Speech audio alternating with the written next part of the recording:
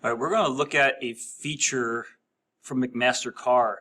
If you wanted to get parts, mechanical fasteners, pulleys, sprockets, gears, McMaster CARR is a great resource. So if you're trying to make assemblies and you need nuts and bolts, you don't have to make these. McMaster CARR has quite a large selection here. And if you find a given icon, a CAD icon, you can download the SOLIDWORKS 3D file. I'll take a hex screw, just as an example, knowing this one is there. I'll pick my thread pitch. 1/4 is pretty common. I can select different lengths. But what I'm looking for is this CAD symbol. They have different formats. You could get drawings. If you go to product detail, you'll get a fully dimensioned drawing. But since we're using SOLIDWORKS, I'm looking for the 3D SOLIDWORKS, and I'm going to download this. Once it downloads, you can open this up, and you'll have this part file in SOLIDWORKS. Now, you can make any modifications. This is a part file. I can pick a face.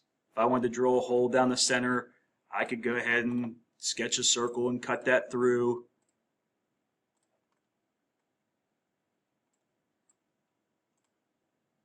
But like the material's not set. Okay, you want to make this steel. Find a steel. You want to change the color. Go ahead, change the color. But I would recommend saving this. Like renaming it yourself. Going by McMaster CARR's part number here at the top, it's their catalog number. You can save this and you can use it as many times as you want in an assembly. You just want this for dimensions? Go ahead. Figure out how wide the head of that bolt is. But pretty much anything that you can find, let's pick a gear or a sprocket or something. As long as I have that CAD icon, I can download it.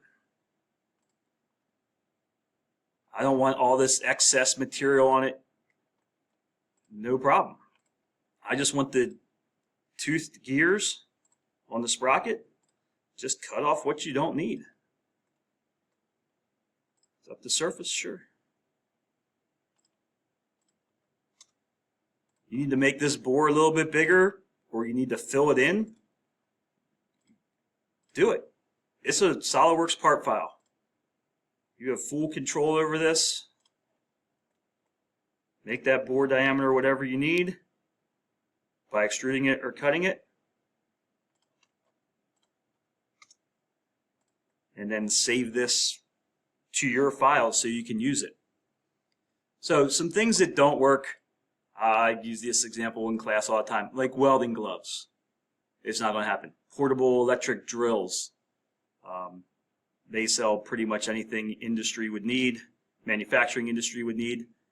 So when you find some of these, you're not going to get what you want, or it's not going to be a SOLIDWORKS file, like an entire air compressor.